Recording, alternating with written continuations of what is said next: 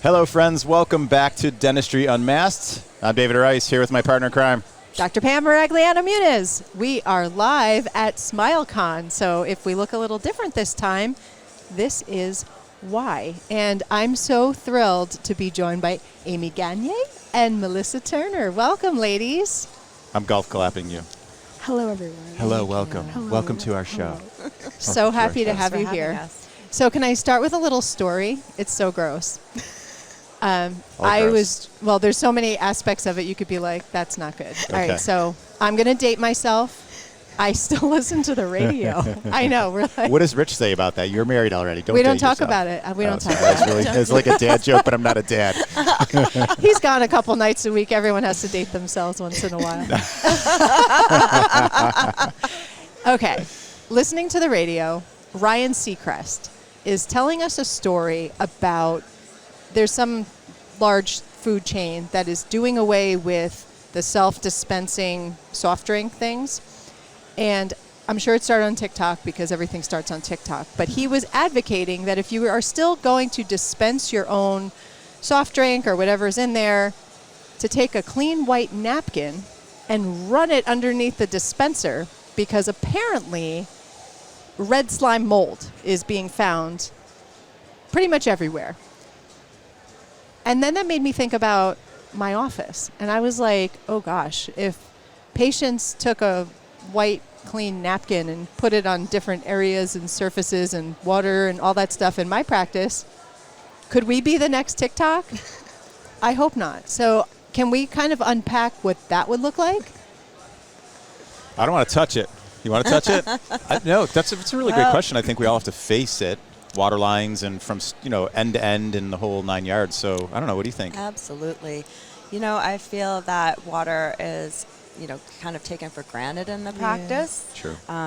Besides gloves, literally, what do we use on every single patient? Even if you do an exam, do you rinse them? You rinse them after the exam. Absolutely. Even if you don't do a procedure. So we use water on every single patient, and when we start looking into these water lines and how the offices are treating those water lines, it is a little frightening. It is. It's scary. So I'm not sure they would pass that white napkin test. Well, I think a lot of practices, you need to kind of look in the mirror and be like, we need to test our water lines. I have another story for you. It's so bad. I love your stories. It's so bad. Oh my gosh. Tell us a story. I buy my practice and there's like no real systems in place. They have like an OSHA book and like the like plastic is still on it. Like there's like we it's have very systems. hygienic. Yes, it was very well barrier wrapped. We'll call it that. So I ask my team, what are we doing for our water lines? And they're like, say what? And I'm like, no. You're supposed to test them, and you're supposed to treat your water lines like you have to. They don't know. So I'm like, all right, let's start with a test. Let's do a diagnosis before we do any sort of implementation. So we run a water test, and the result comes back as TNTC. Too numerous to count. Yes, like there is no number on the planet that could quantify the amount of stuff in my water lines. We're talking good and bad stuff, right? I have Or no just idea. Bad stuff. Just a bad. water line Plethora of test. stuff. Too many to count. I'm sure it wasn't like the probiotic, like so many good bacteria in this water. It's so good in Salem. Let's harvest disgusting this water. and keep it. Salem's finest was not fine. I know. I should have done that. I should have been like, there's too many good bacteria in here. Let me sell you. Exactly. Oh my gosh. You didn't know how much money you could have made. There's still time. Who knew? There's still time. So we had to like literally start over and like revamp the situation. But I guess like let's start with this. Like, in what way do people get sick from nasty water lines? Like, I'm sure there's studies about it, or at least something out there about that. I mean, we know we should do it, but I think it's almost like it'll never happen to me, like that kind of thing. But I think it can happen to you. Yeah. I think it happens and we don't even know it, right? Well, that's what I was going to say. You know, doing the webinars lately on the CEs on dental unit waterline testing and treating and trying to start a little protocol for the offices and have some sort of standing operating procedure in place, I'm finding that the more I talk to doctors, that they have had patients, you know, a one-off case that will come back after they do a procedure where there's an infection in the tissue, and they need to put them on antibiotics. Now, was that because of the water? It could have been. They don't really know. But I don't think people associate, you know, the the trauma post-operatory from the practice that it might be the water. Might be. And really what we only hear about are the big breakouts, right? We know about the 2016 and 2017 in California and Georgia where 70 children are affected and have major infections from the non-tuberculosis mycobacteria. We hear about those because it's a big outbreak in a clinic. But we don't hear about the day-to-day, you know, that there's probably more happening out there than we know about. And a lot of offices don't even realize that they should just start testing, and they don't have a protocol in place. And then they don't even know what to do if they fail. So like you said, you had to really put a protocol into place for your practice, right, and get on that. And you have all that bacteria, where do you start? I mean, sometimes it might be even good just to replace those lines. Yes. You know, get your technician in and replace them. Start fresh. It might not be a bad way to go. I feel like it's so hard in dentistry. You know, we enter the op and we put our head down and we get to work, right? And like we don't expect things to go wrong. We expect things to go right. And so when we have these processes and systems in place, they're all well and good. And we try not to think about what happens if things go wrong. But what do we do when things go wrong? Who do we call? Well, now we know who we can call, right? Yes. We can call sometics. Yes, definitely. So that's a really good point, and argue's a bad word, but I would argue, like, so the four of us have process in place, but how many I mean, seriously, if you're out there and you're listening, you're watching right now, do you have a process in place? And if you don't, what's the first thing people should do? Because I think we get overwhelmed really easily. Yeah. So maybe like a first step, a second step, a third step. What do we do? Yeah. You know, it's really interesting that you say that, because I feel that is the feedback, and those are the questions at the end of the webinar. It's like, how do I even get started? Where do I start? What do I do? You know, and even people are asking for a list of products that, you know, they should go to, because there's so many options out there, and there's so many different, you know, techniques and styles you could use and processes that you could do. So for me, I think the biggest thing is let's face it, there's not a lot of data out there, right? There's not a lot of information. There's not a lot of clinical studies. I think the OSAP white paper that was done is really the only white paper that was done on water testing and safety. And their guidelines seem to be pretty simple. Okay. So I recommend that the offices start there. So they would take the samples from each of the water lines, the handpiece lines, their air water syringes, and even if they have a line that they're not using, they should take a sample from that, because that could be a dead line where there's bacteria growing in. They need to know if that's in those in those lines, and take the test, see if they pass. That's the starting point, right? And then OSAP recommends that they take another test the following month. So if they get 2 months consecutive passing tests, then they can just go to quarterly testing, okay? And then quarterly shocking. Okay. So that's kind of a good basic regimen to get started. Now, if you fail those tests, which is probably pretty likely, recently we did a market research, and only 31% of offices are testing and shocking quarterly. Okay. So that leaves a big variable. At least 60% of the offices out there don't have a regular protocol in place. It's a big number. It is. It really is. It's eye-opening. So something to think about. Come on, dentistry. We can do a little better. Yeah. Get it together, people. It's time. Turns out there's open wounds with everything we do. Right? Right? Yeah. Think about that. We can't blame it on COVID anymore either. Right? We're done with COVID. I mean, even when you're scaled, there's bleeding, right? There's bleeding. Yeah. I mean, and that's the thing. Like even as a hygienist, you know, we're so used to allowing the patient, close down on the suction. But no. You can't. You cannot do that anymore. You could not get me to do that. No. For But it's so fun. My kids I don't love care it. if you pay me $1 million. talk more I would about be like, that, though. no, thank you. I mean, just backflow. I mean, there's no way. If patients understood how the closed system of the water line works in the dental practice, I mean, there's no way they would even want to come in, right? like we need somebody in the office to be the lead, to be the head, to be the waterline queen or king or whatever you want to put on that. But they need to be there to be on top of it. And I think, I've run dental programs, I've been a hygienist, I've managed the OSHA, and it's still so confusing. And that's what I like about what Amy is doing. When I first met you and heard what you're doing with Solmedics, I was like, finally, someone is here to help us, to just walk us through, to hold our hand and walk us through as clinicians and business owners. And that's why I love what you're doing, what Solmedics is doing, because no one has done it before. No one's been end to end. Yeah. Well, before. let's talk about that, because I think that I know when I had TNTC in my life, which is no longer there, but when I did, it was pretty crappy. I was like, okay, I know my first go is to shock. And I feel like it was sort of like well, who sells shock? Well, get me some shock. So I got some shock, and I'm like, all right, now I need to do the daily things. Like, what do I do? And there's the tubes and the tablets and which one do you do? And, so then you pick up the phone and you call your friends and you're like, hey, what do you do for your water lines? Well, I do this. And I'm like, all right, well, I like her. I'm going to use what she uses. So, but I mean, that's what a lot of dentists do. I mean, that's what we do. Let's face it. Let's talk about that workflow. So you guys have a solution at Solmedics where you can say, like, I'm going to walk you through each step on what you should do. Can you even share what those steps are, and how do we access that information? Mm-hmm. Yeah, so on our website, of course, you could go to www.solmedics.com, and we do have a full list of our dental water specialists out in the field that work with your distributor reps. So we could start there, where they'd come in and do a test for you. Okay. That would be the first step. Definitely take that test. All of our products are compatible chemically. So again, what Melissa was referring to earlier, that end-to-end.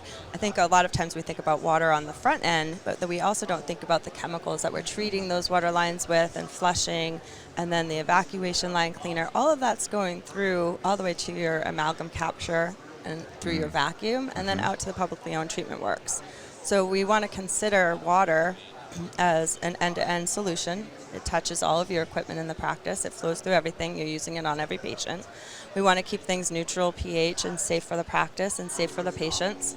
So using natural products that will actually eat away at the bacteria instead of using chemicals to, either coat them or smooth them down.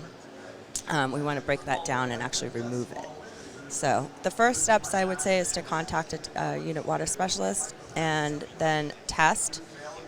And if you need to shock, then you would. If there's continual failing tests, what are you laughing at? I'm thinking, it's humbling to have somebody come in. Okay, just test my water. Yes, just test it. There's a lot of fear as a practice owner. I know, it's let me just take Yeah. my clothes off and let you look at what's going on under the hood. So Yeah, how do you get past that fear and have you guys come in and but you're there for that solution. Well, that's what we're there for. Hopefully there won't be a problem, knock on wood. If there is, we have products that can address it, and then take it to the next step. That's a really great point, though, that you brought up, Melissa. So some of us out there probably think, I really do want to do the right thing, but God forbid I bring somebody in. How embarrassing. Then, right? Well, so we're all guilty of this in our practice. I'm going to say, I'll put this on our hygiene team more than the dentists or the assistants, I think, because hygienists care so much that imagine the day where you learn something new and then you beat yourself up for not knowing that 5 years ago, instead of just saying, oh my God, I'm constantly educating myself and getting better. I think for me, what you just shared is the same thing. Oh God, for the last 10 years, 20 years, 25 years, however many years you've been in practice, if you haven't done this before, just be better tomorrow.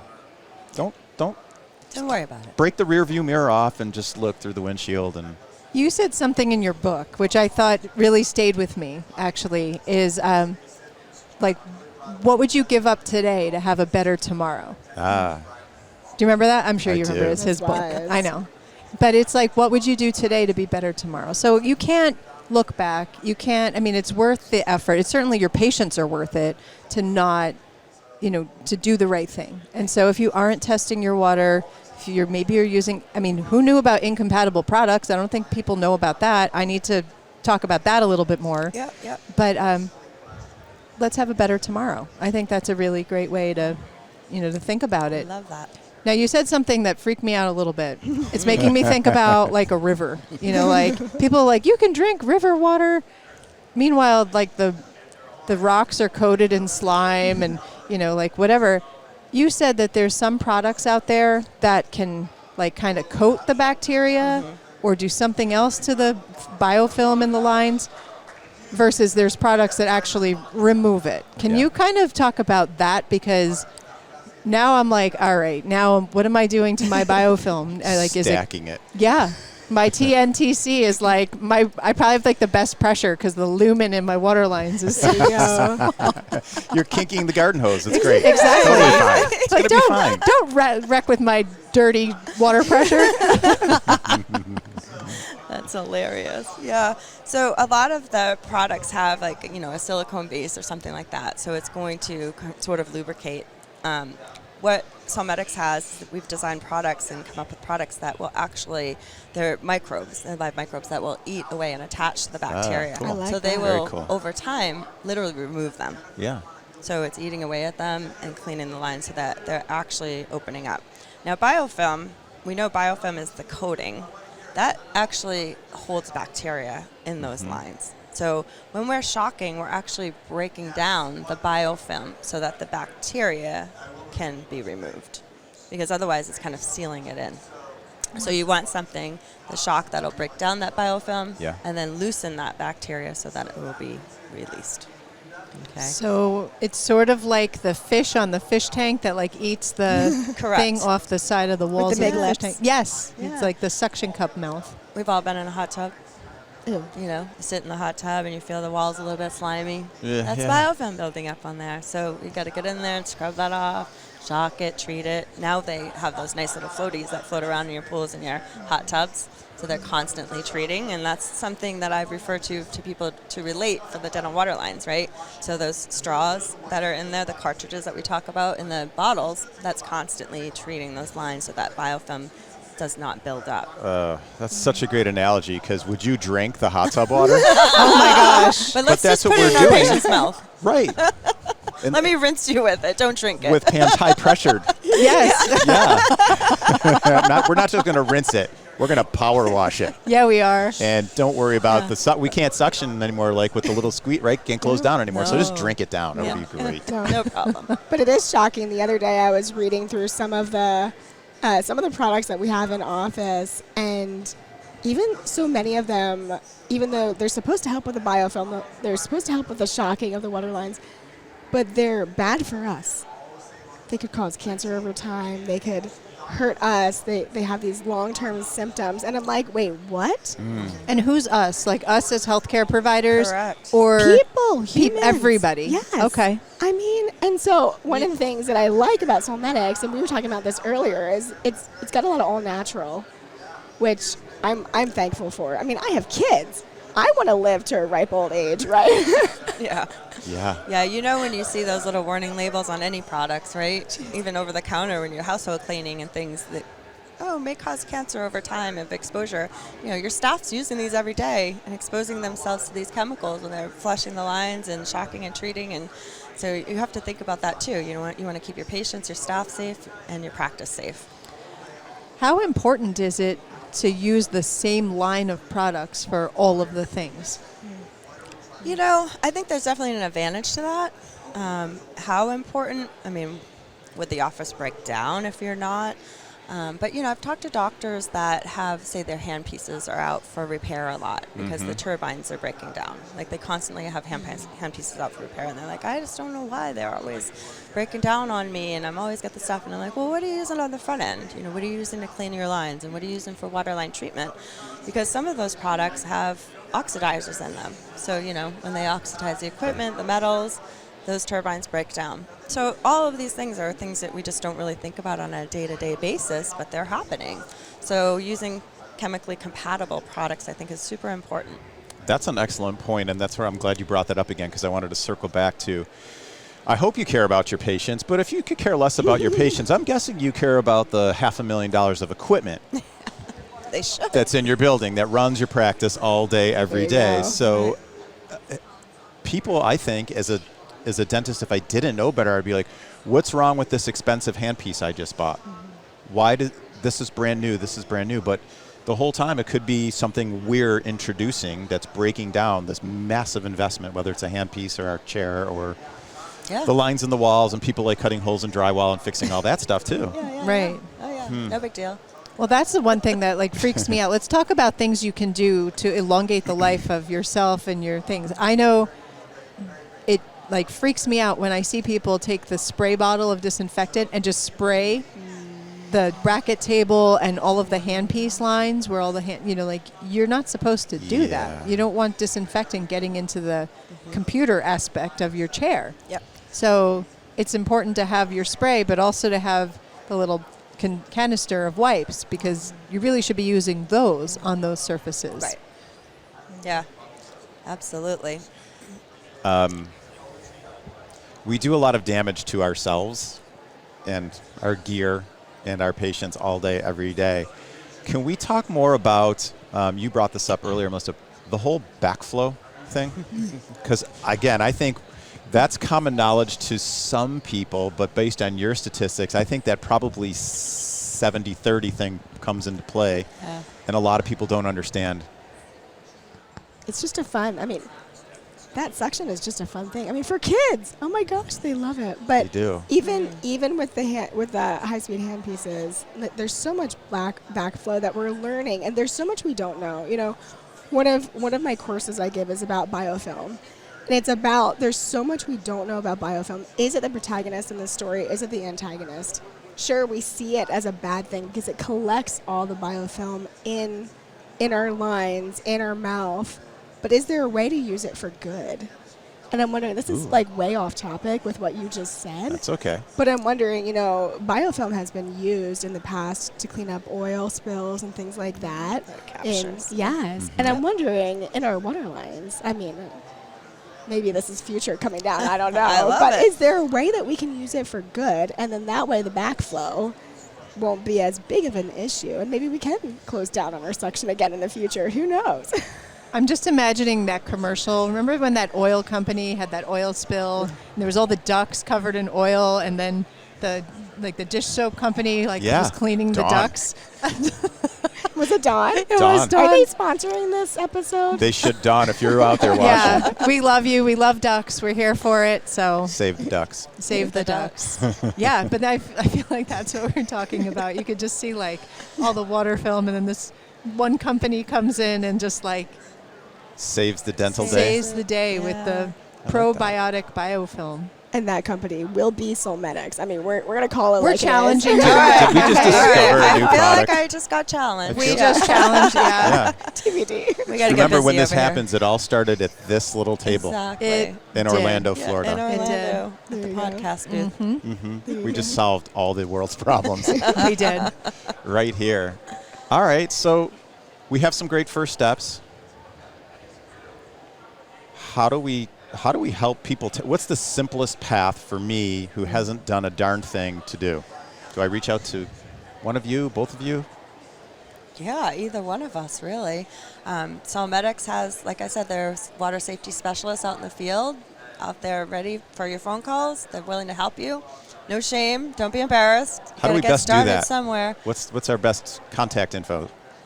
To go to the website. Go to the website. www.solmedics.com. Great. Yeah, and there's so much information out there. I think for me as a clinician, going on 20 years, I remember when I first started, we did things a certain way with shocking and running the lines and maintenance and pouring this and this, and it was half of this and half of that, and you squeeze it together, whatever. And even since then, I feel like every 2 to 3 years, there's new information coming out, and it's almost information overload as to how to keep our patients safe, how to keep the water line safe, how to keep us safe as clinicians in the dental practice. And so, I don't know, that's why when I heard about Solmedics and started working with you guys as a KOL, it just made sense, because now we have one source to go to. Now it's not information overload. Now it's like, okay, Keeping Amy, it simple. what do I do with this? And I give that to you, and you say, okay, I'll help you. Yeah, Right? and I really feel like going back to being a hygienist, for me, you're busy and you don't have a lot of time in the day. You want to have something that's very simple and easy to use, that's not confusing, that you can set up a good regimen and be consistent with it. And I think consistency is the key, right? Not having those voids. You don't expose your practice to the risk if you're just being consistent with your treatments.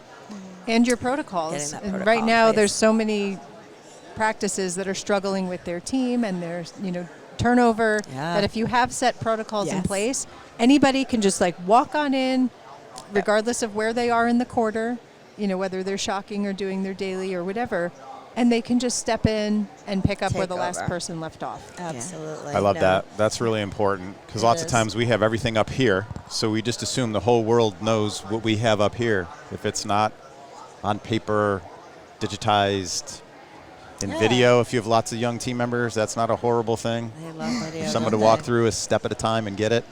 No, that helps me too. Yeah. I don't know. Same.